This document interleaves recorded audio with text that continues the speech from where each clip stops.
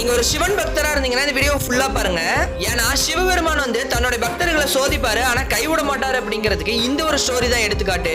வீடியோக்களை போறதுக்கு முன்னாடி உங்களுக்கு சிவபெருமான பிடிக்குன்னா இந்த வீடியோக்கு ஒரு லைக் பண்ணிட்டு ஓம் நம சிவாய அப்படின்னு கமெண்ட் பண்ணிருங்க. பல நூறு ஆண்டுகளுக்கு முன்னாடி ஒரு சாதாரண சிவன் பக்தர் பாத்தீங்கன்னா சிவபெருமான தரிசனம் பண்றதுக்கோசரம் கேதார்நாத்துக்கு பாத்தீங்கன்னா போறாரு. அந்த காலகட்டத்துல வாகன வசதி எல்லாம் இல்லாதனால கையில ஒரு குச்சி எடுத்துட்டு முழுக்க முழுக்க சிவநாமத்தை பாத்தீங்கன்னா சொல்லிக்கிட்டே போறாரு.